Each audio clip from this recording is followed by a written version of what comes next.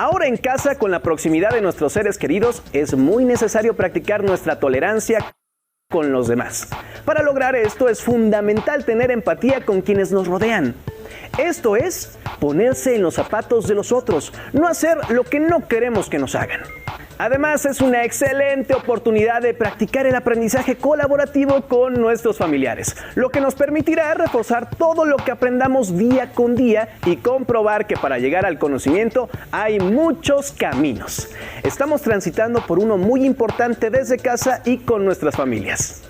Para eso, la Secretaría de Educación Pública ha concebido Aprende en Casa, donde continuarán con sus estudios desde su hogar.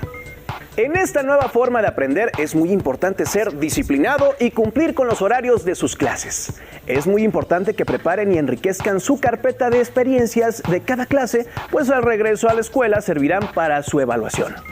Algo que debemos tomar en cuenta es que para estar sano es recomendable estar activo y en nuestro Aprende en Casa encontrarás algunas recomendaciones de pausas activas. Con las cápsulas de Suma Minutos fortalecerás tu salud física y mental.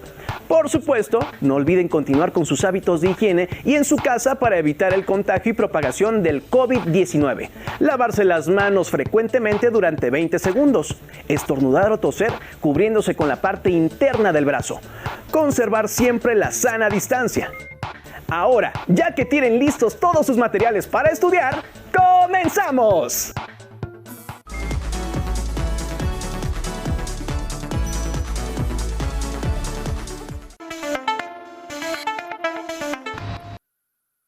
Clasificación A. Apto para todo público.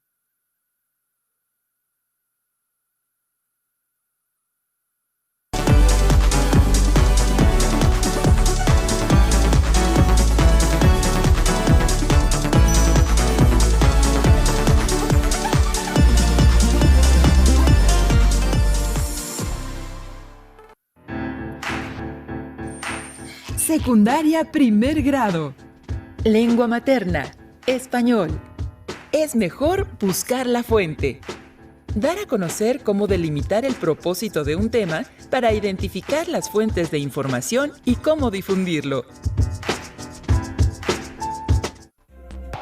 Les damos la bienvenida a una nueva emisión de Aprende en Casa. Quédense con nosotros porque en los próximos minutos repasaremos contenidos de la asignatura de Lengua Materna, Español de primer grado de secundaria, enfocados a elegir un tema y hacer una pequeña investigación. Estamos a punto de arrancar, así que vayan por papel y lápiz para que no se pierdan ningún detalle de la sesión y para que puedan realizar las actividades que les indicaremos. Recuerden que todo ello lo deberán integrar a su carpeta de experiencias para compartirlo con su docente y sus compañeras y compañeros cuando regresen a su escuela. ¿Están listas y listos? ¡Comenzamos! En esta ocasión abordarán la forma de delimitar el contenido de una investigación, pero enfocada en cómo tener claridad y certeza del propósito del tema.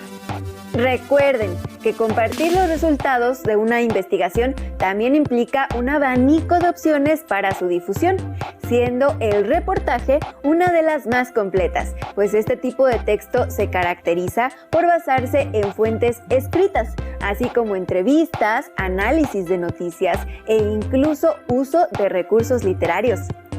Debido a que el propósito de un reportaje es ahondar en las causas de un hecho y su contexto, la investigación en la cual se sustente debe estar basada en fuentes de información variadas, confiables y alejadas de puntos de vista poco objetivos.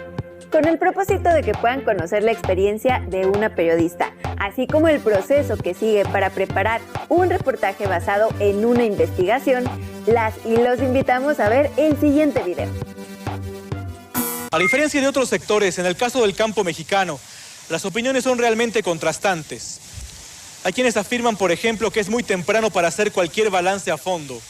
Otros, en cambio, afirman que la situación es tan crítica, que el tiempo ya se acabó. El reportaje está considerado como el género periodístico más completo. Puede tener carácter noticioso o ser una investigación detallada, incluir entrevistas y testimonios, describir lugares y ambientes, etc. Así puede tratar con profundidad lo referente a un suceso, un descubrimiento, una situación, un personaje o cualquier otro tema. Además, puede incluir el punto de vista del reportero, pues el reportaje le permite realizar un análisis crítico del tema y a sus lectores o audiencias formar una opinión. El propósito de esta secuencia es que aprendas a reconocer las características de un reportaje y que escribas uno. Para ello se formarán equipos de trabajo entre los integrantes de la clase. Ahora los invito a escuchar a un reportero hablar de su trabajo. Desde tu punto de vista, ¿qué es el reportaje? Mira, un reportaje es el género periodístico más importante. Primero porque el periodista tiene la libertad de hacer prácticamente lo que quiera con todas las herramientas que ha conocido. Noticia, entrevista, crónica, análisis y para finalmente poder hacer una historia interesante para un público en general. Un tema brinda múltiples posibilidades para reportear, por lo que les recomendamos que elijan un aspecto de este. Por ejemplo, si el tema es el cambio climático global, podrían investigar cómo afecta a la agricultura de su localidad o al ecosistema regional, o sobre los fenómenos naturales que el calentamiento ha propiciado. Les sugerimos realizar un ejercicio de lluvia de ideas, es decir, que cada integrante del equipo mencione los temas que les gustaría desarrollar y por qué. De este modo, podrán identificar los intereses comunes y hacer su elección. Para delimitar el tema de su reportaje, les sugerimos tomar en cuenta qué aspecto les interesa abordar. Si es algo de lo que ya se ha escrito mucho, ¿qué enfoque novedoso pueden aportar? ¿Cómo seleccionar el tema del reportaje y qué aspectos remarcar? Mira, la selección de los temas depende mucho de tu interés personal, eso no, es inevitable, del interés del medio periodístico, pero también del interés que puedas palpar con la gente. ¿Cómo se logra un enfoque novedoso del tema? El enfoque novedoso lo logras conociendo el tema, sabiendo de antemano que se ha hablado muchísimo, realmente no hay todavía, menos que sea una noticia, un tema del que no se haya hablado, y tener las determinadas circunstancias a tu público que te está escuchando. Por ejemplo, la basura.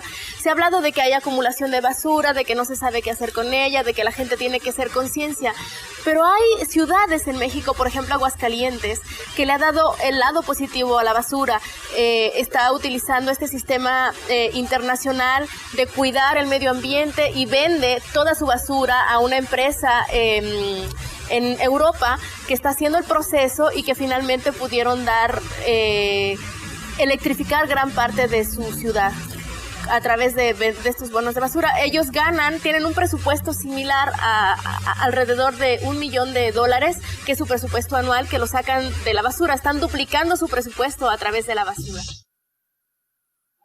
El principal propósito de un reportaje es profundizar en las causas de un suceso y el contexto en el cual se desarrolla. Existen reportajes de interés humano que presentan la historia de un personaje, un grupo étnico, social, cultural o una familia. Por ejemplo, los trabajos sobre los migrantes mexicanos que pasan ilegalmente a los Estados Unidos. También hay reportajes de tipo noticioso, es decir, que dan cuenta de acontecimientos de interés por las circunstancias en que se producen. Por ejemplo, una jornada electoral en la cual se pueden recoger impresiones diversas de los miembros de distintos partidos políticos, sus simpatizantes, los electores, funcionarios de casilla, especialistas, así como el desarrollo de la propia jornada electoral y sus resultados. Y finalmente están los reportajes documentales, cuya función es ilustrar al público acerca de un tema. Por ejemplo, el descubrimiento de sitios arqueológicos, botánicos, astronómicos y su importancia. Estas son solo algunas de las múltiples posibilidades que permite el reportaje. ¿Cómo eliges tus fuentes de información para un reportaje? Las fuentes de información dependen del tema. Nunca puedes guiarte por una sola fuente porque entonces sería sesgado. tienes que buscar ángulos opuestos, algún punto de vista especial que pueda debatirse.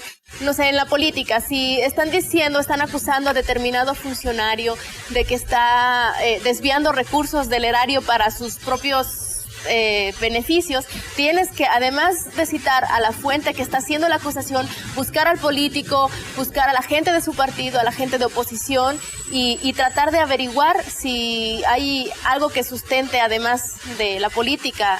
No sé, a lo mejor algún bien, los vecinos que estuvieron que han visto que entra y sale de una casa que no le corresponde, no sé. Pero tienen que ser muy variadas las fuentes, no te puedes quedar con una sola.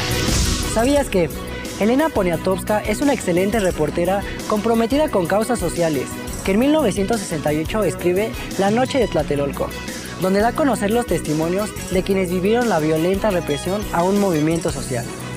Por su trabajo, recibió el Premio Nacional de Periodismo en 1979. Además, es una destacada y reconocida novelista, cuentista y poetisa. Para saber más, te recomendamos buscar reportajes en los periódicos de tu localidad y poner atención en sus características y estructura. Y si tienes acceso a Internet, visita la siguiente página, en la que encontrarás reportajes escolares y algunos consejos útiles para realizar un periódico escolar. ¿Cómo incluyes tu punto de vista en un reportaje? El reportero siempre tiene que dar su punto de vista porque tiene un conocimiento mucho más profundo que obtuvo a través de la información que estuvo recopilando. Sí es importante el punto de vista del reportero porque a veces ayuda a procesar la información que está dando, que se entienda mucho mejor de lo que a lo mejor lo explica un científico o alguien que está especializado en un tema sobre el que se está hablando. Espero que lo visto en el programa les sea útil para la elección de su tema. Lo importante es que seleccionen el que más les interese y deseen dar a conocer. Nos vemos en el próximo programa. Como pudieron observar, el punto de vista de quien elabora un reportaje es muy importante, ya que generalmente posee más información de la que ha sistematizado para difundir a través de algún medio. Quienes realizan reportajes como Gardenia Mendoza, además de dar a conocer información, provocan la reflexión en su audiencia, cumpliendo con ello una labor de gran importancia para su comunidad y para la sociedad en general. Deben considerar que la búsqueda de información de cualquier tema que indaguen es una tarea cíclica y nunca acabada. Y si quieren dar a conocer algún asunto, el reportaje es una buena opción, ya que se trata de un texto que relata, explica e informa sobre un tema, hecho o acontecimiento de interés general. Los reportajes se basan en fuentes diversas y emplean recursos variados, como los resultados de otras investigaciones y las declaraciones o testimonios de algunas personas, así como citas textuales de documentos y libros, datos duros, encuestas e imágenes, entre otros. Cabe resaltar que para integrar la información de un tema y darle sentido, es necesario que guíen la búsqueda y selección de sus recursos y materiales a partir de un propósito definido. Así, entre las fuentes de consulta, es posible que incluyan los acervos digitales, lo cual implica que busquen información en Internet. Las y los invitamos a ver qué nos sugiere para ello la maestra Lourdes González a través del siguiente video. ¿Cómo plantear un propósito para hacer búsquedas en acervos digitales? La búsqueda de información es el conjunto de operaciones o tareas que tienen por objeto poner al alcance de una persona los recursos y materiales que dan respuesta a sus preguntas o necesidades mediante su localización y acceso. Para comenzar esta búsqueda es fundamental tener claro el propósito de la indagación. Lo anterior permitirá guiar y definir cada una de las decisiones que se tomen. Sin embargo, puede encontrar alumnos que piensen que es suficiente con elegir un tema genérico sin considerar la necesidad de identificar y enfocarse en subtemas o aspectos más específicos del mismo, que no es necesario hacer preguntas o que cualquier pregunta es buena para comenzar a buscar información, y que cualquier texto que aborde o mencione el tema general será de utilidad. Incluso hay quienes pueden iniciar la búsqueda de materiales sin centrarse en un tema o preguntas, En ese caso hay que comunicar a los alumnos que cuando hay ausencia de un propósito claro, no es posible elegir las fuentes de consulta apropiadas. Entonces, ¿qué desafíos conlleva la búsqueda de información en Internet? La búsqueda de información en acervos digitales es una práctica esencial en la formación de los estudiantes, quienes deben reflexionar sobre las fuentes que consultan, el contexto espacial y temporal en que fueron creadas, así como su contenido y las referencias en que se sustentan.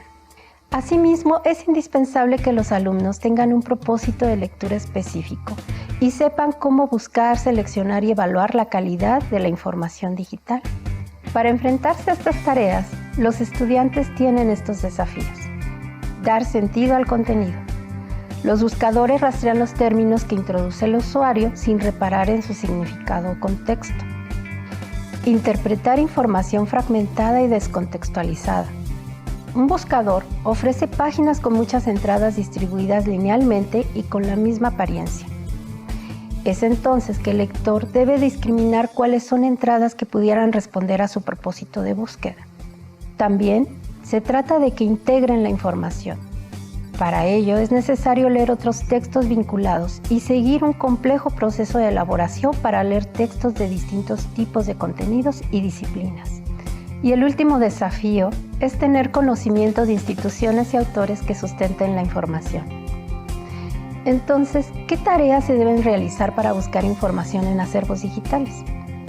Pues de acuerdo con Monero, el ser competente en la búsqueda de información supone un aprendizaje permanente, autónomo, autorregulado y estratégico, lo que favorece el aprender a aprender. Para desenvolverse en la jungla de información que es Internet, es necesario aplicar estrategias de búsqueda que a su vez implican un proceso de planeación, de revisión y valoración de la información. Esto a partir de la delimitación clara y precisa de los objetivos de la búsqueda, es decir, qué y por qué lo busco. La delimitación de los itinerarios de búsqueda más adecuados, cómo y dónde lo busco. El análisis crítico basándose en los resultados de la búsqueda, qué he encontrado, así como los contenidos localizados. ¿Qué información nueva tengo? ¿Qué tan útil es? Si logro ajustar el tópico de la demanda, la calidad del contenido, la confiabilidad y veracidad de la información. El procesamiento y almacenamiento óptimo de la información encontrada y por último, la utilización, presentación y comunicación de esa información. En suma, se debe plantear el propósito de búsqueda y necesidades de información. Hacer una selección apropiada de palabras clave que resuman mejor lo que se busca y de algunos conectores para relacionarlas que faciliten la selección de información para evitar así fuentes inadecuadas y excesivas. Una vez encontrada la información preseleccionada, debe discriminarse y analizar su calidad y validez. Para ello, se consideran 3 factores. Un ajuste al tópico de búsqueda, en cuanto al orden, el título, las descripciones, la calidad del contenido, en cuanto a la información y al diseño. Y la confiabilidad de la información, que tiene que ver con el origen, la actuaría y la actualización.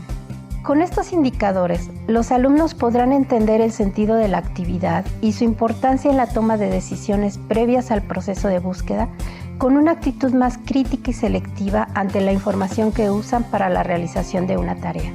Una vez lograda la competencia para buscar información, los alumnos podrán lograr los siguientes aprendizajes. Un aprendizaje permanente a lo largo de toda su vida con la capacidad de adaptación a los cambios y avances tecnológicos.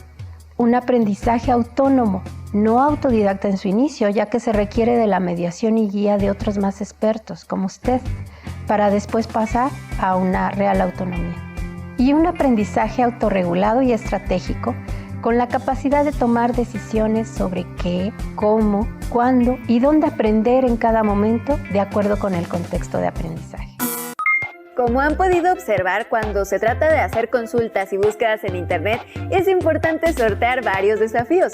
Por ejemplo, reflexionar acerca del contenido y referencias en que se sustenta la información consultada y tener un propósito de lectura específico, además de saber cómo buscar, seleccionar y evaluar la calidad de la información. Tengan presente que aprender a buscar información en plataformas digitales implica un proceso de planeación, de revisión y de valoración de la información. Para sistematizar la información que encuentren, es necesario que elaboren un guión de resultados en el cual den cuenta de las etapas que han seguido, así como las dificultades que han enfrentado y cómo las han resuelto. Ahora que han aprendido un poco más sobre cómo seleccionar fuentes de información y que conocen las opciones de divulgación de un texto, las y los invitamos a planear un reportaje sobre un tema de su elección. Por ejemplo, la contingencia sanitaria que estamos enfrentando les puede llevar a pensar en una amplia variedad de temas para investigar y conocer más acerca de la ciencia. Sea cual sea el tema que elijan, recuerden involucrar a su familia y tomar en cuenta las temáticas de su interés. Aquí les dejamos algunas preguntas que les pueden servir para reflexionar sobre lo que acaban de aprender. ¿Qué tema y subtemas podrán guiar la intención de su investigación?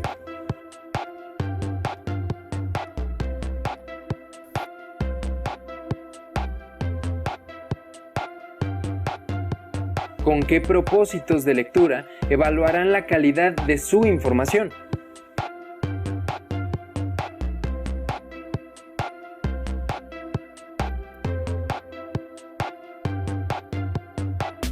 ¿Cuáles son los criterios con los que valorarán las fuentes de información?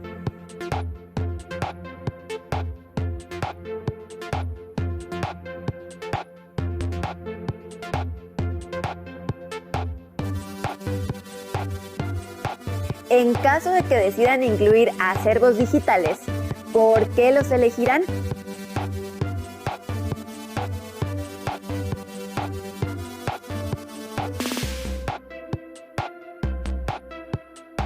¿Qué tipo de recursos incorporarán en la presentación de su investigación?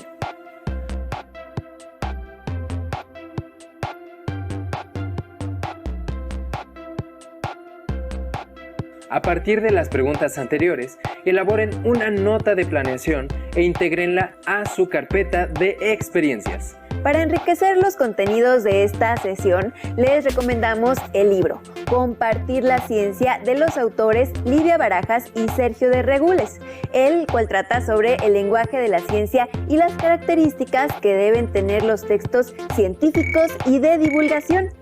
Esta obra forma parte del acervo de los libros del rincón de su biblioteca escolar. Así llegamos al final de nuestra sesión. Muchas gracias por su atención. Recuerden seguir atentos a la programación de Aprende en Casa. Hasta la próxima.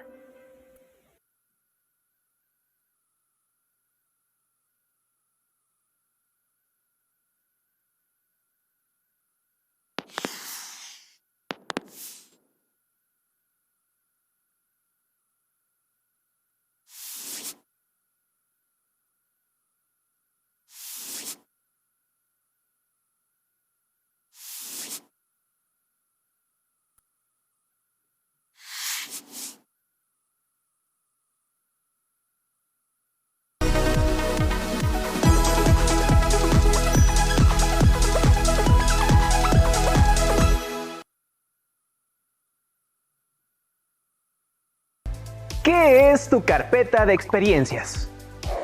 Es una carpeta, sobre o folder que puede contener tus escritos, dibujos, reflexiones, poemas, cuentos o notas, procedimientos y resultados de los problemas que vayas resolviendo. Así como también fotografías, recortes y otros productos que realices a partir de las sugerencias de actividades que se te presenten en los programas de televisión de Aprende en Casa. ¿Cómo puedes identificar tu carpeta de experiencias? Para identificar tu carpeta, te sugerimos ponerle tu nombre, el de tu escuela y el grupo al que perteneces, así como decorarla a tu gusto. Con respecto a tus trabajos, identifícalos con la fecha y la asignatura que le corresponden. Recuerda que en tu carpeta también hay un lugar importante para las narraciones de las experiencias que hayas vivido en casa con tu familia durante estos días de contingencia.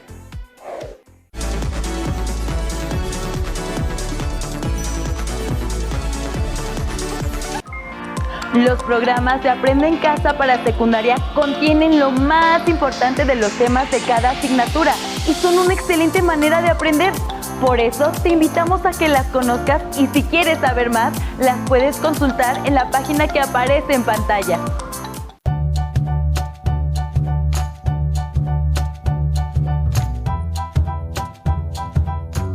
¿No tienes tu libro de texto a la mano?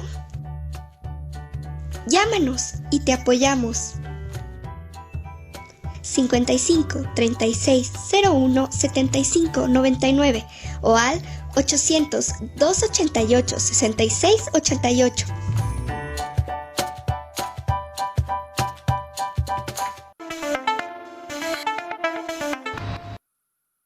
Clasificación A. Apto para todo público.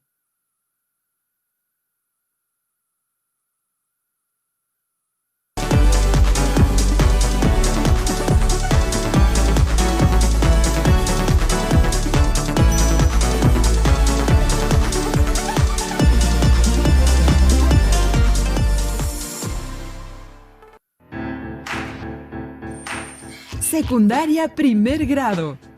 Artes. Artes visuales, patrimonio visual. Indagar en algunas obras artísticas para comprender el valor cultural, histórico y social que poseen. ¿Qué tal, alumnas y alumnos de primer grado de secundaria? Les damos la bienvenida a una sesión más de la asignatura de Artes Visuales como parte de la programación de Aprende en Casa. Antes de entrar en materia, preparen papel y lápiz para que anoten sus preguntas y las ideas que consideren importantes y para que realicen las actividades que les indicaremos más adelante. Recuerden que todo esto lo integrarán a su carpeta de experiencias para que puedan compartirlo con su docente y grupo cuando regresen a su escuela.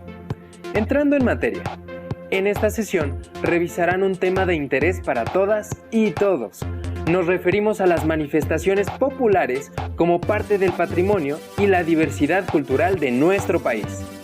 Cabe resaltar que las imágenes son información y a veces cuando caminan por la calle encuentran tantas imágenes a su alrededor que su cerebro las esconde para no cansarlas o cansarlos. Sin embargo, si se dan un tiempo y se sientan en una banca de un jardín o de un parque o en la calle y ponen atención en lo que los rodea, podrán encontrar imágenes y colores muy interesantes. Para ayudarles a explorar su entorno e identificar todo lo que les rodea, las y los invitamos a ver el siguiente video.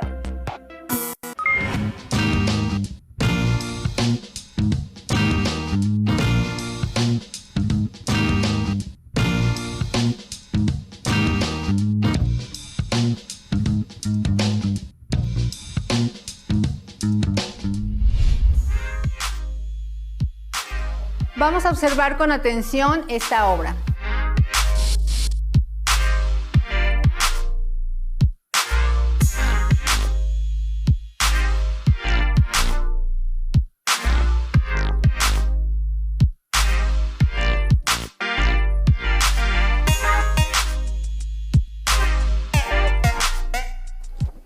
Describe las líneas que reconoces en la obra del artista Luis Estrada.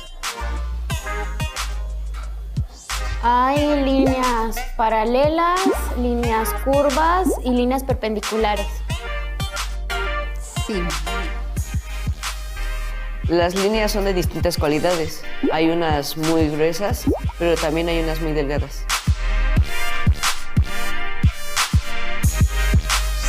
Las líneas tienen distintos tonos de color. Eso hace que se vean cercanas o lejanas. A partir de las líneas que identificaron, ¿qué figuras podemos visualizar? Yo vi rectángulos. No, más bien son rombos. Hay distintos tipos de triángulos. Yo identifico un cuadro y cubos de diversas dimensiones. Varias figuras pueden estar dentro de una forma. ¿Cómo distinguimos la forma del fondo? Vamos a explorar el paisaje fuera del salón. Cada uno de ustedes va a observar con atención el paisaje en donde nos encontramos. Ubica un punto que consideres importante que haya llamado tu atención.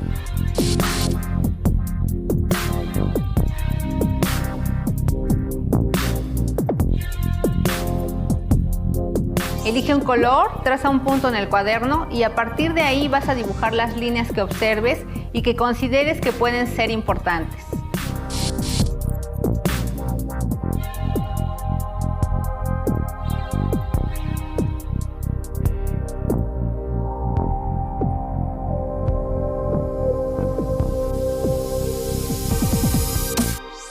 Ahora cambia de color y vas a observar nuevamente el paisaje. Sobre el dibujo anterior vas a trazar otro punto. Dibuja las nuevas líneas que observes del paisaje. A estos trazos logrados les llamaremos dibujo.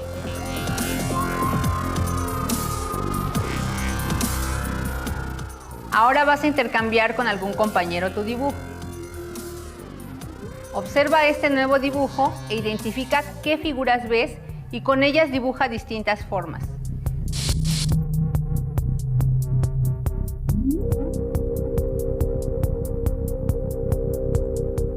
Imagina que recortas estas formas del papel. Le llamamos fondo a todo lo que queda. Vas a intervenir este dibujo y realizarán una composición de formas urbanas.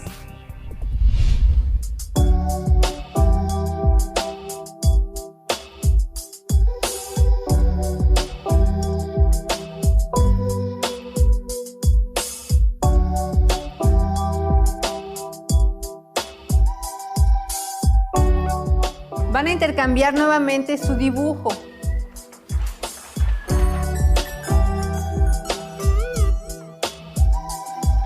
¿Qué formas puedes localizar en esta obra? Yo puedo ver formas de triángulos. Muy bien. Yo localicé varias formas de hojas de árboles. Ahora con un color oscuro, de preferencia negro o gris, vamos a pintar el fondo que consideremos que necesita la composición para finalizarla.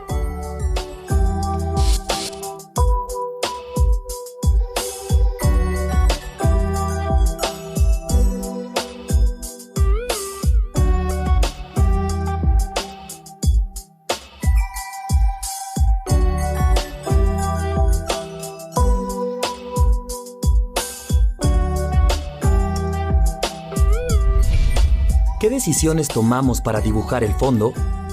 ¿Qué diferencias hay entre el fondo y la forma? Como pudieron ver, hay colores en todo su alrededor y estos acompañan a muchísimas imágenes de su entorno. Estas imágenes pueden ser planas o bidimensionales, como los grafitis y murales, o bien con volumen o tridimensionales, como las esculturas.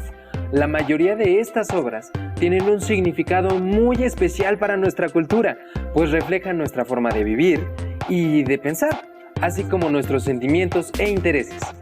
Acompáñenos a ver el siguiente video, a través del cual podrán entender un poco más de su cultura, considerando las imágenes que les rodean. Anoten o dibujen aquello que les resulte interesante y guárdenlo en su carpeta de experiencias. ¡Adelante con el video! ¿Alguna vez has visitado un espacio público cuyas paredes están decoradas por grandes pinturas que nos cuentan la historia? ¿Sabes cómo se llamó el movimiento artístico mexicano, representado principalmente por Diego Rivera, David Alfaro Siqueiros y José Clemente Orozco? En la actualidad, ¿qué significa pintar en los muros de nuestras casas, entorno o ciudades? ¿Qué hace que surja un colectivo en el arte? ¿Vieron lo que pintaron en las paredes del centro? Sí, tienen muchos colores. ¿Te imaginas un día poder pintar algo así de grande? Chicos, su atención, por favor. Pintar en los muros es una forma de expresión artística que cobra mucha fuerza en México después de la Revolución. ¿Sabe alguien cómo se le llama? A ver. Se le llama muralismo. Muy bien. ¿Saben cuál era el objetivo de estas grandes pinturas? Adelante. Contar una parte de la historia. Que la gente no olvidara los ideales de la revolución. Fue un movimiento político-social. Si quieren conocer más datos sobre el muralismo, podemos revisar diversas fuentes de consulta.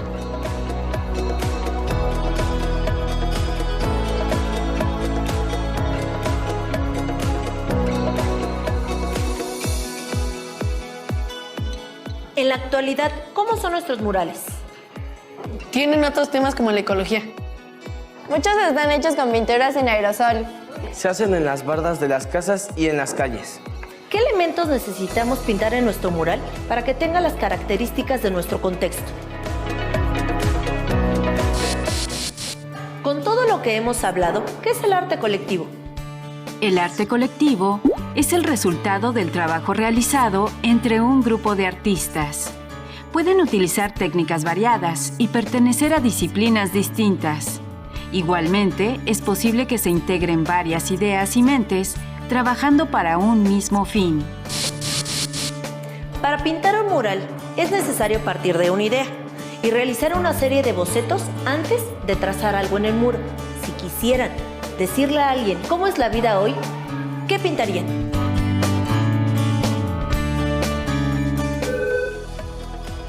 ¿Qué pintarías en un mural para mostrar a generaciones futuras nuestro contexto y cultura actual?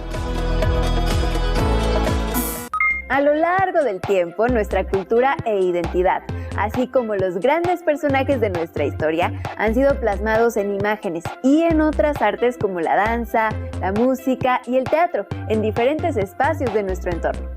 Esto tiene como propósito recordarnos la importancia de las riquezas que como sociedad tenemos, nuestros compromisos, nuestros valores, nuestras responsabilidades y nuestras esencias. En este marco es muy importante que pongan atención a su entorno y se reencuentren con esas imágenes y ese arte que les representa.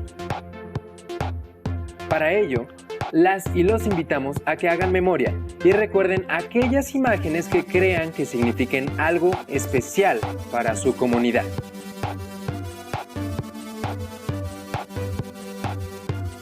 En una hoja, describan cómo son esas imágenes y el significado o valor que tienen para ustedes y para su comunidad.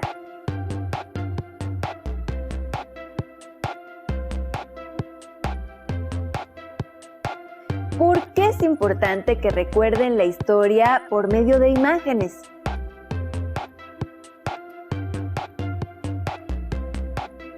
Guarden su descripción y respuesta en su carpeta de experiencias.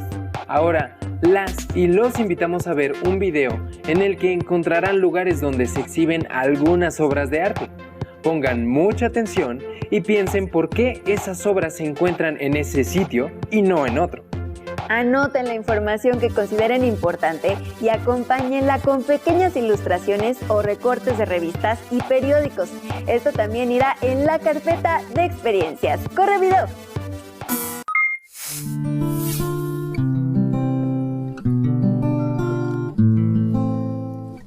Vamos a responder a una pregunta clave, chicos. ¿Dónde hay arte? En el museo. Sí, efectivamente. El arte lo podemos encontrar en los museos. Sin embargo, no todos los museos son de arte. Hay museos de ciencia donde se han hecho colecciones de objetos que se consideran valiosos e interesantes y cuya exhibición tiene como propósito que el público los conozca. Por ejemplo, el Museo de Geología de la UNAM. Hay museos de historia, de antigüedades, de figuras de cera y del ferrocarril, de la electricidad, de economía, del auto, del rock, del fútbol y en fin, las posibilidades son infinitas. Aunque las colecciones de arte fueron las que hicieron nacer los museos, en la actualidad, como ustedes lo han mencionado, hay diversos tipos de museos.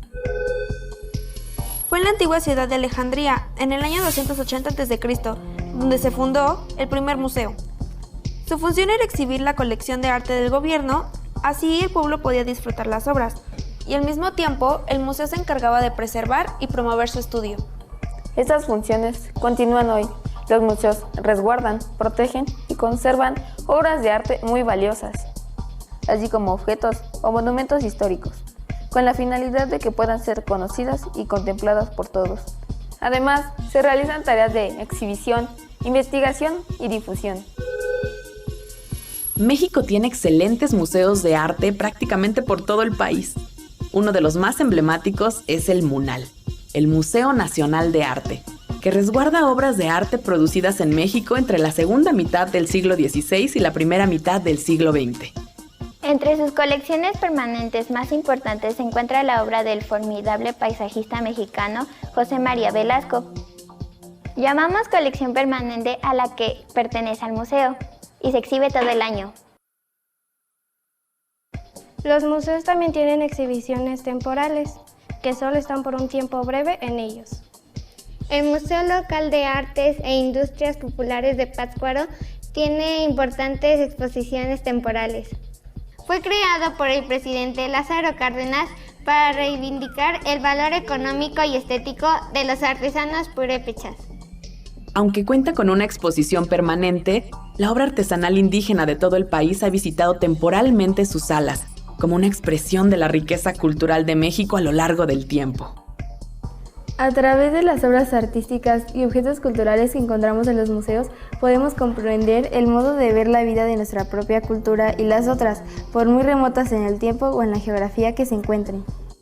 En muchos sitios arqueológicos también encontramos museos, a los que se les llama museo de sitio, donde podemos observar a detalle todo lo que han encontrado los arqueólogos en sus excavaciones y estudios. Un buen ejemplo, entre muchos, es la impresionante zona arqueológica de Monte Albán, en el estado de Oaxaca, con su observatorio astronómico, su corredor de los danzantes y sus manifestaciones culturales únicas.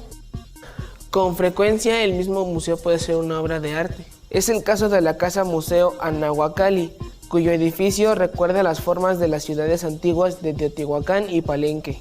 Fue diseñada en la década de 1940 por el muralista mexicano Diego Rivera, para exhibir su colección de más de 60,000 obras de arte prehispánico. Actualmente también exhibe la obra del artista. Pero no solo encontramos arte en los museos, también hay galerías de arte donde, además de exhibir obras, se dedican a su venta. El mercado de arte es muy importante.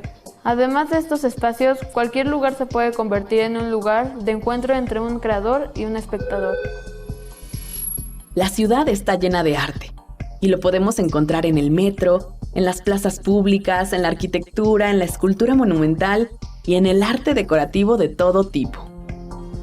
Y a través de la historia, artistas y movimientos han insistido en que el arte también debe de estar en las calles.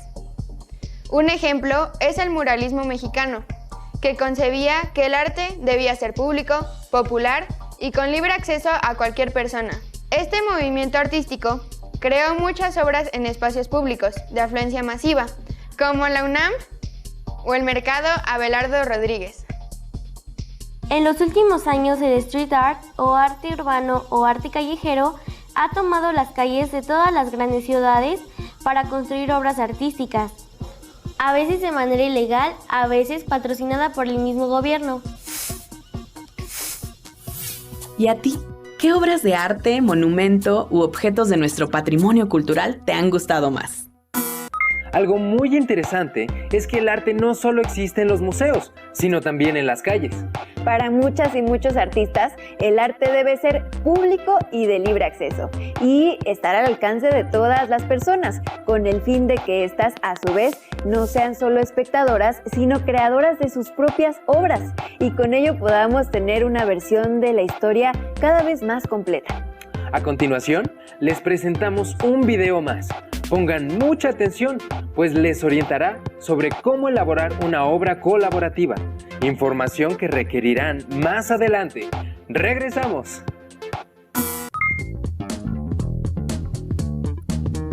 ¡Ups! Creo que se me pasó la mano. Los seres humanos modificamos el paisaje natural en el que vivimos. Cuando nos reunimos para vivir en un determinado lugar, comenzamos a cambiarlo de acuerdo a nuestras necesidades. Ahora pensemos en las grandes ciudades. El paisaje cambia de manera radical cuando se levantan edificios y se pavimentan las calles. A este tipo de entorno se le conoce como paisaje urbano. El paisaje urbano surgió en la antigua Roma, en la que algunas villas se decoraban con paisajes de casas y edificios, construcciones que predominaban sobre el entorno natural. Durante la Edad Media, gracias al artista italiano Ambrogio Lorenzetti, podemos dar un vistazo dentro de una ciudad amurallada. En el Renacimiento, la representación de los espacios urbanos alcanzó un gran desarrollo con el uso de la perspectiva. Posteriormente, artistas como Canaletto realizaron bellos paisajes de zonas urbanas. El crecimiento de las ciudades impulsó su representación en una gran variedad de corrientes artísticas. Otros artistas contemporáneos han trabajado directamente sobre el paisaje, creando obras efímeras que alteran sus características naturales o su apariencia. Tal es el caso, por ejemplo, del búlgaro-estadounidense Cristo, que cubre grandes edificios con miles de metros de tela, llegando incluso a rodear con ella islas completas. Si no contamos con el material adecuado, o si este es insuficiente para representar un paisaje urbano, con imaginación podemos emplear una gran variedad de materiales, incluidos los que se pueden reutilizar. Recordemos que antes de iniciar la elaboración del mural, hay que elegir un tema. De preferencia pensar en algo que sea importante para la comunidad o bien en qué mensaje se quiere transmitir. Para hacer un mural tridimensional, podemos recolectar envases plásticos en casa o en la comunidad. También se pueden emplear cajas de cartón y envases de Tetra Pak, pedazos de tela, periódico, hojas de papel usado, lo que encuentren y les parezca útil. Para la base, pueden utilizar un soporte rígido. Puede ser de madera, metal o plástico. Lo importante es que ustedes escojan los materiales de acuerdo a lo que quieren representar.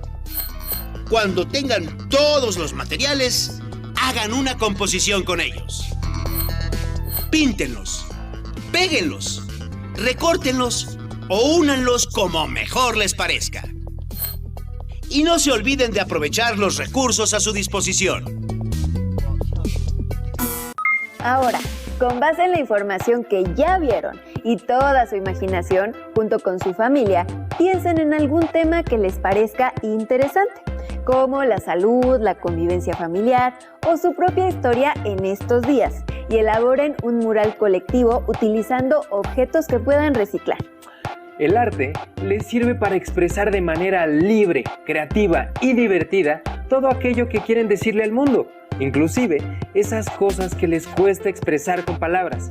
Así que aprovechen esta oportunidad y denle rienda suelta a su imaginación.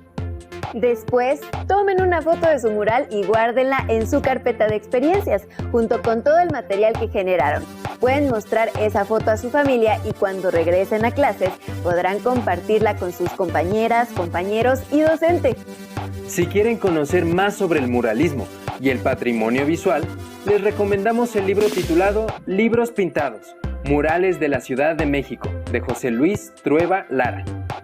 Con esto llegamos al final de la sesión. No se pierdan las siguientes sesiones de Aprende en Casa. ¡Hasta pronto!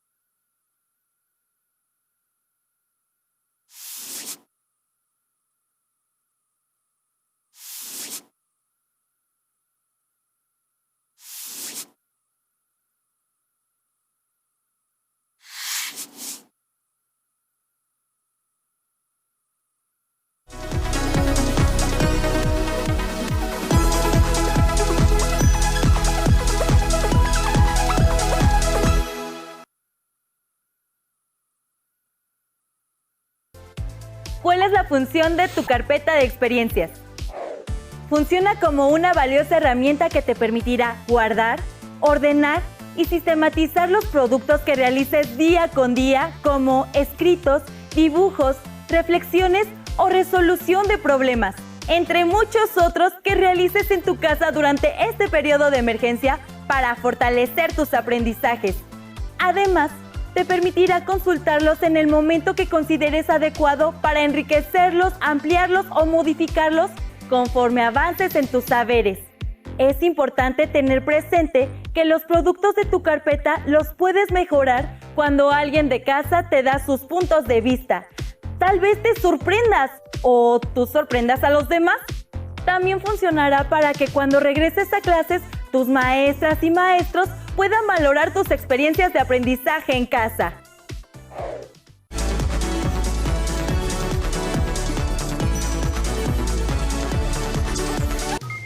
¿Has visto los programas de Aprende en Casa para secundaria? Es un excelente medio para aprender lo más importante de las asignaturas que llevas en la escuela. Si quieres conocer más, consulta la página de televisión educativa que aparece en pantalla.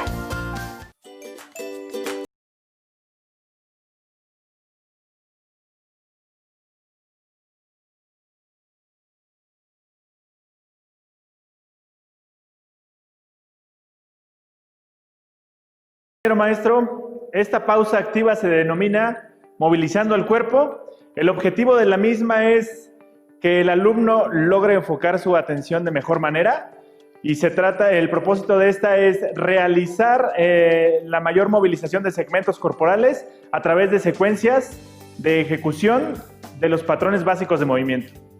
Bien, vamos a iniciar. Esta pausa activa parte de una marcha normal. Podemos acentuar la pisada. Posterior a este movimiento, vamos a generar círculos controlados y bien formados. Círculos al frente. Podemos cambiar de dirección en el momento que se indique. Círculos atrás, sin dejar de marchar. Muy bien, continuamos con la marcha y tocamos de manera cruzada el muslo con la palma contraria. Muy bien. A continuación, vamos a realizar la misma acción, pero en la parte posterior con los talones. Talón izquierdo va a palma derecha. ¿Ok? Lo ejecutamos. Cruzado. Muy bien. Vamos ahora a realizar una combinación. Vamos a hacer 2 tiempos al frente tocando de manera cruzada y 2 tiempos en la parte posterior tocando de manera cruzada. ¿Estamos listos? 1, 2, 3, 4. 1, 2, 3, 4.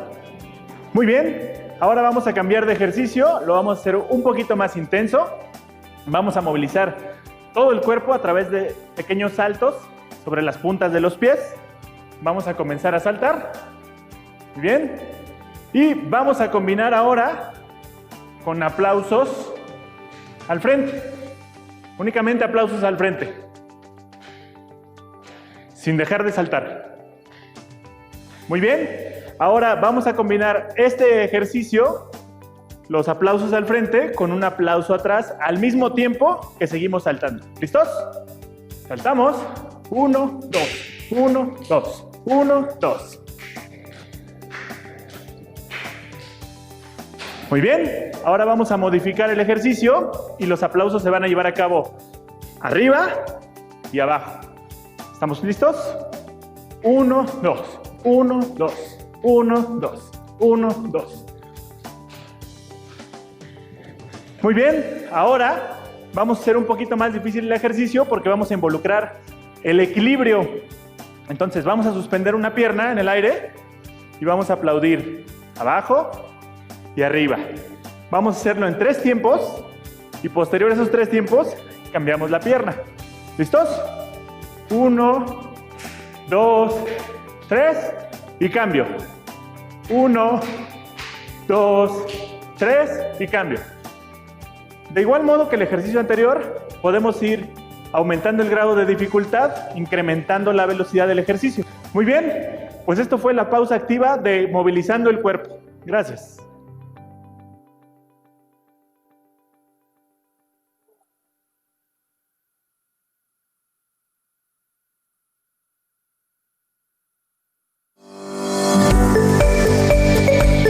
Evita el contagio de infecciones respiratorias.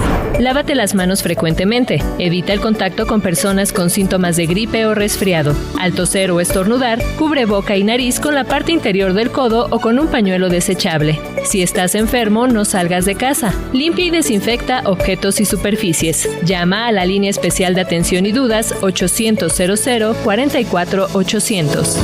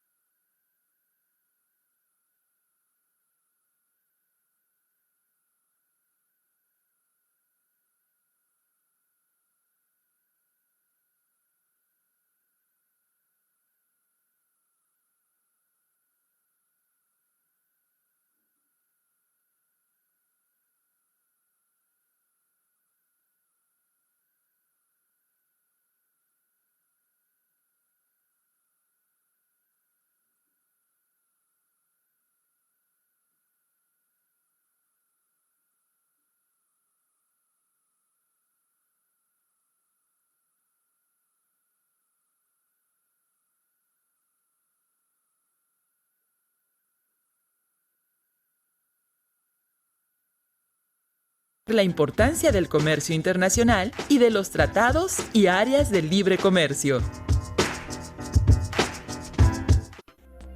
Bienvenidas y bienvenidos a la programación de Aprende en Casa, otro modo de generar contenidos que brinda la Secretaría de Educación Pública. Esta emisión titulada Tratados Económicos y Áreas del Libre Comercio tiene la finalidad de que sigamos compartiendo conocimientos en la asignatura de Historia de primer grado. A lo largo de la historia, los seres humanos han intercambiado productos para satisfacer sus necesidades. En los siglos XVIII y XIX, con la primera y segunda revolución industrial y con los avances en los medios de comunicación y transporte, cambiaron la forma de trabajar y producir bienes. Hubo expansión económica y se establecieron nuevos mercados internacionales, reduciendo los tiempos de traslado de mercancías. En la segunda mitad del siglo XX surgieron organismos e instituciones financieras internacionales para regular las relaciones comerciales de los países. Se impulsó la competencia y la disminución en los impuestos al comercio. Además, se crearon estrategias económicas entre países con base en tratados y la formación de áreas de libre comercio. Para reforzar los contenidos, tengan cerca papel y lápiz para que hagan sus anotaciones, las que consideren más importantes, y no olviden guardar la información en su carpeta de experiencias. Para conocer un poco más sobre las relaciones comerciales en el mundo, acompáñenos a ver el siguiente video. A lo largo de toda nuestra historia, se han establecido relaciones de comercio. Por ejemplo, los habitantes prehispánicos intercambiaban mercancías entre ellos para satisfacer sus necesidades a través del trueque. En nuestros días se siguen intercambiando productos originarios de diversos lugares, pero ahora las relaciones comerciales son más frecuentes entre regiones distantes y el volumen de mercancías intercambiado es mucho mayor, a nivel local, estatal, nacional e internacional. Veamos cómo funciona el comercio en un mercado.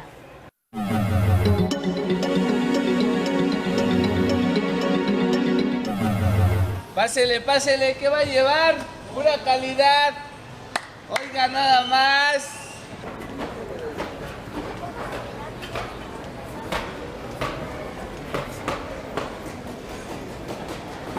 ¿Cómo está el kilo de jitomate? A 8 pesitos. ¿Me das un kilo, por favor?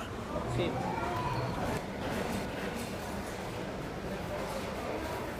¿Qué más le vamos a dar? Cebolla, ajos, blancos. ¿Me das medio de calabaza? Sí. Cuando vamos a un mercado vemos personas que ofrecen productos y otras que los necesitan, es decir, los vendedores y los compradores. Ambos cumplen funciones que permiten practicar el comercio. Para que se pueda realizar la compra, se utiliza un elemento común de intercambio, el dinero. Los precios y las cantidades de los productos en el mercado se determinan con base en el costo de la producción, del traslado y del establecimiento. También considera la calidad del producto, la capacidad de compra de las personas, el lugar y momento de la venta. Hay 3 aspectos básicos que se deben considerar para que exista el mercado. El primero es detectar las necesidades de las personas. El segundo es obtener los productos o servicios que satisfagan las necesidades sociales. Y por último, la presencia de personas que ponen a la venta o renta los productos y servicios necesarios en mercados establecidos, tianguis e incluso por internet. Es conveniente aclarar que los vendedores no necesariamente son los productores y los compradores tampoco son siempre los consumidores finales. Gracias a los mercados y a las relaciones comerciales que se establecen en ellos, ustedes no tienen que ir hasta el mar para comer pescado, ni recolectar y transformar el algodón para usar un pantalón de mezclilla o una camiseta. De la misma forma, si un cantante desea vender en el mercado internacional el disco que ha generado, puede recurrir a la internet para encontrar compradores, sin tener que ir personalmente a ofrecerlo y venderlo. El mercado funciona en 3 diferentes escalas. Local. Se refiere al intercambio de productos que se generan en una misma zona y su venta no rebasa los límites estatales. nacional. Es el intercambio de mercancías, productos o servicios entre los estados de un mismo país. Y por último, está la escala mundial. Aquí se intercambian mercancías que se producen en diferentes países. Cuando se comercia a nivel mundial, los productos que provienen de otros países en ocasiones tienen que pagar un impuesto, es decir, una cantidad de dinero adicional al costo original del producto. Esta situación es cada vez menos frecuente, ya que muchos países han llegado a acuerdos comerciales que reducen o eliminan los impuestos a la importación. El comercio internacional es muy importante porque a través de él tenemos más relaciones con otras naciones y adquirimos productos que de otra manera sería imposible conseguir. Además, los ingresos que el gobierno de un país obtiene por las ventas al extranjero, es decir, por las exportaciones, pueden ayudar a que la economía de ese país se mantenga dinámica e incluso que se invierta en servicios básicos para la población. Para que los productos entren y o salgan del país, es necesario que se establezcan relaciones comerciales con otros países. Entre los principales socios comerciales de México están Estados Unidos de América, Alemania, Canadá, España, Italia, Francia y el Reino Unido. Entre México y Estados Unidos de América existe una intensa relación comercial. La poderosa y demandante economía estadounidense, la riqueza en recursos naturales y mano de obra que caracteriza a nuestro país y la frontera común de ambos países son algunos de los factores que han contribuido al desarrollo de los vínculos comerciales entre estas dos naciones. Los países que han firmado acuerdos para impulsar el comercio entre ellos van creando regiones comerciales, una nueva forma de organización del espacio geográfico mundial. Durante la segunda mitad del siglo XX se firmaron una gran cantidad de acuerdos comerciales. Estos acuerdos fortalecieron las relaciones económicas de los países, contribuyendo a la formación de regiones comerciales. De este modo, los países se ponen de acuerdo para reducir las trabas al comercio, impulsar la integración económica y ser más competitivos en el mercado internacional, formando así un bloque. El resultado de este proceso es la modificación del espacio económico mundial, organizado en regiones comerciales dominado por grandes bloques que son liderados por un país que actúa como potencia. Por ejemplo, los Estados Unidos de América es líder en la región del Tratado de Libre Comercio.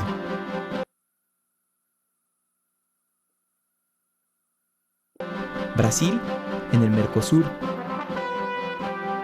y Alemania en la Unión Europea. Como vimos en el video, en las relaciones de comercio se pueden vincular los mercados locales, nacionales y el mundial.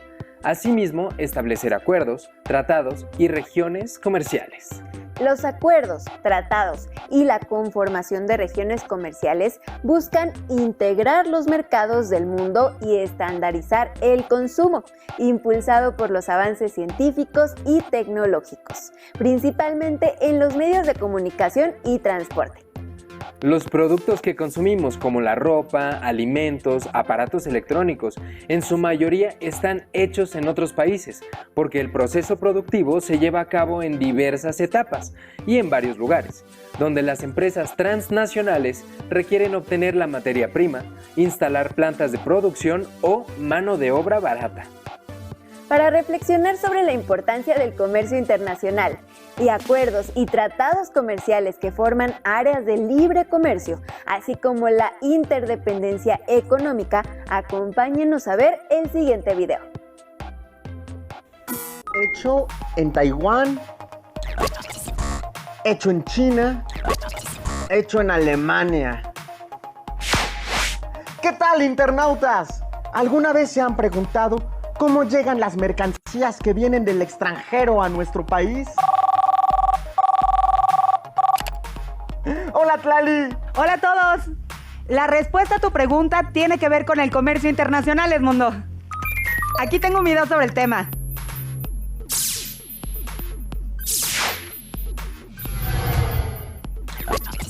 El comercio internacional o mundial es el intercambio de bienes, productos y servicios entre dos países o regiones económicas.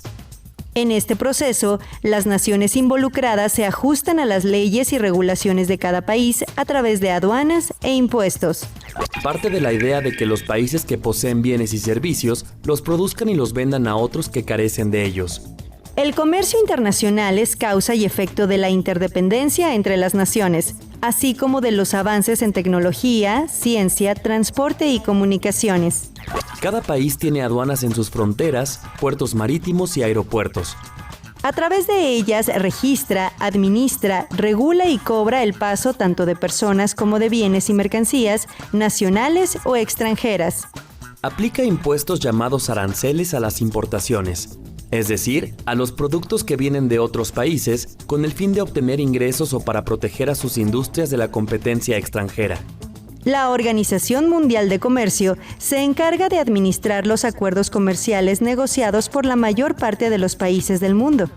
Establece los procedimientos de solución de disputas sobre asuntos comerciales entre naciones y supervisa las políticas comerciales para tener un mejor funcionamiento en la política económica y comercial a escala mundial. Con el propósito de obtener beneficios mutuos en el comercio internacional, algunos países firman acuerdos para unirse en bloques.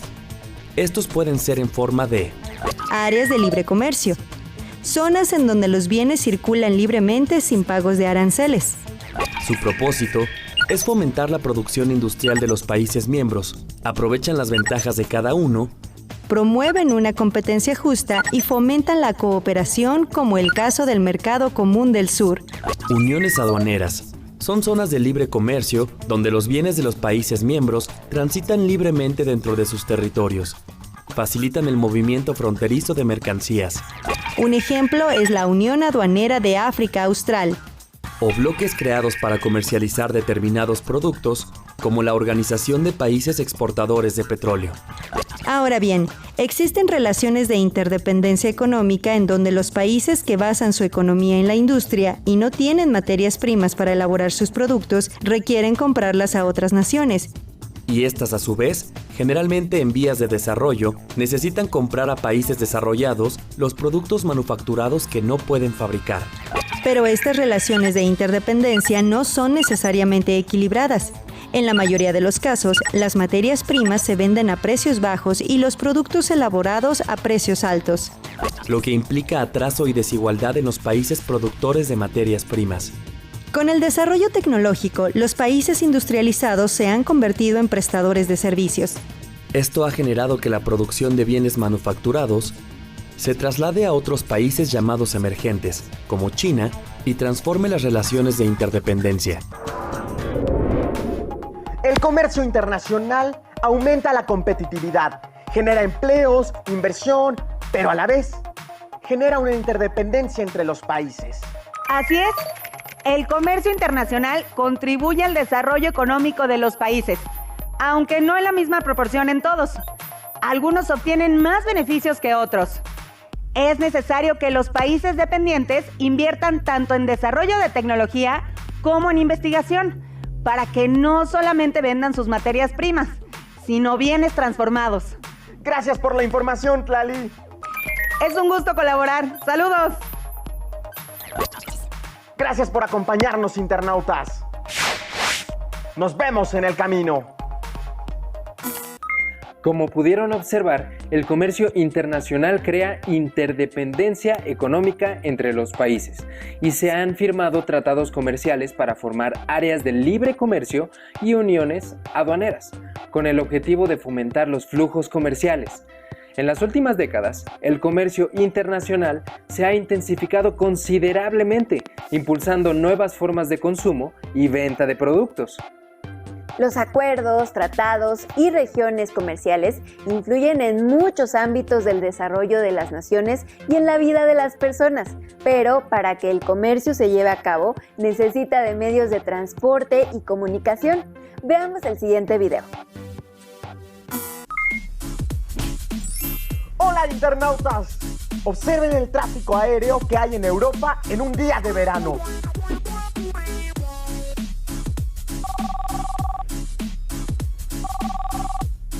¡Hola, Tlali! Hola a todos. Es enorme la cantidad de conexiones aéreas que se realizan en un día. Sí, qué interesante. Las redes de comunicación y de transporte siguen creciendo. ¿Tendrás una cápsula que hable de ello? Sí, la comparto.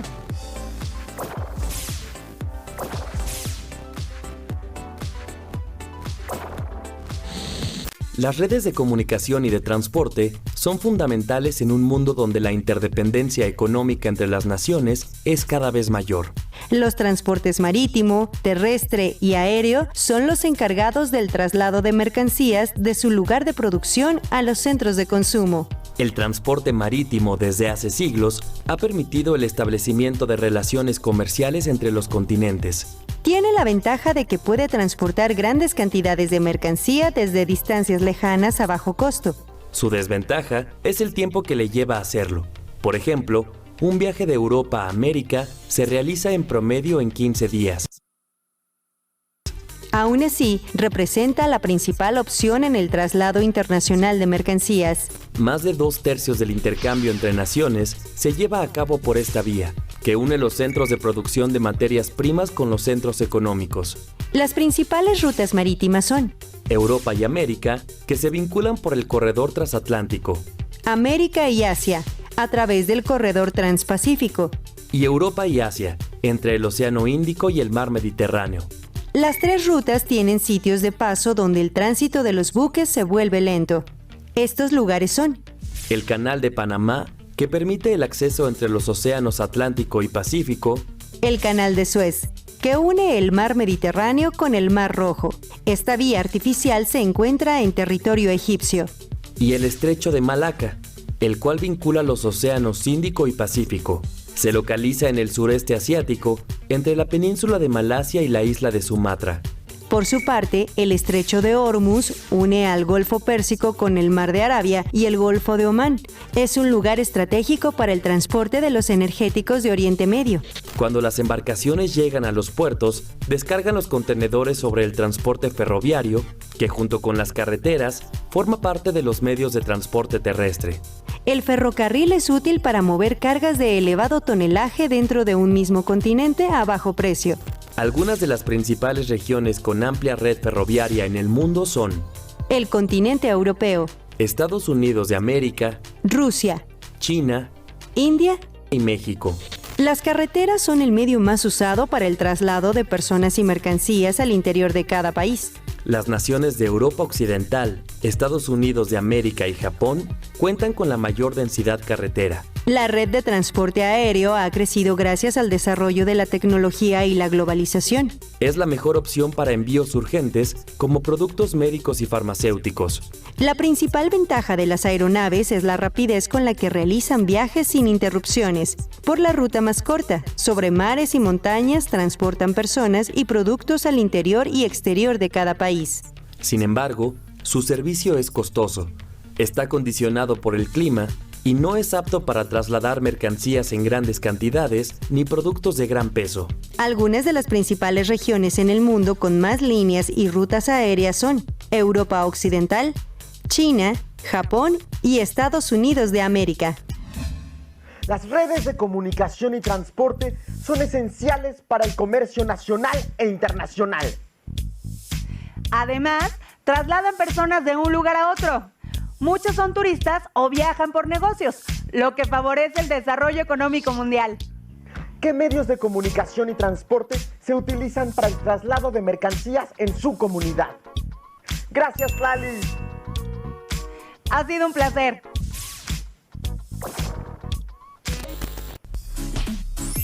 Nos vemos en el camino. El comercio internacional derivado de los tratados y acuerdos comerciales impacta en los países y en varios aspectos de la vida de sus ciudadanos. Para despedirnos les invitamos a reflexionar junto con los miembros de su familia en torno a las siguientes preguntas.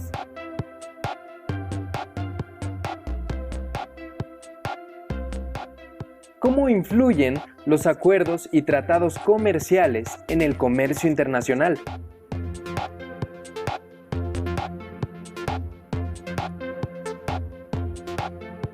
Escriban los medios de transporte de mercancías que existen en su comunidad.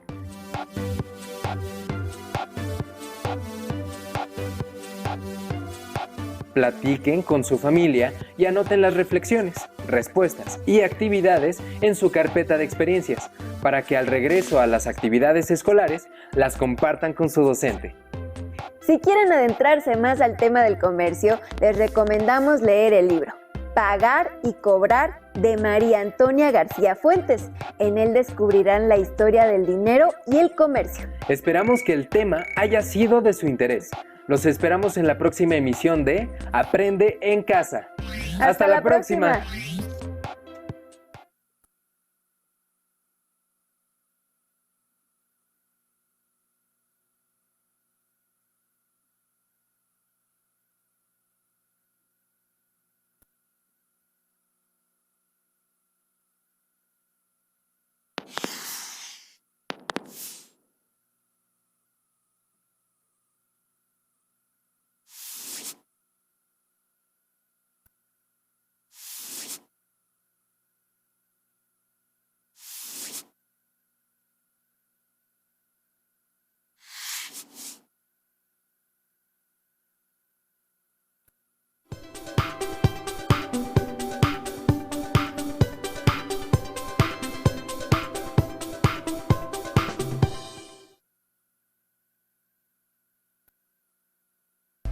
¿Qué es tu carpeta de experiencias? Es una carpeta, sobre o folder que puede contener tus escritos, dibujos, reflexiones, poemas, cuentos o notas, procedimientos y resultados de los problemas que vayas resolviendo. Así como también fotografías, recortes y otros productos que realices a partir de las sugerencias de actividades que se te presenten en los programas de televisión de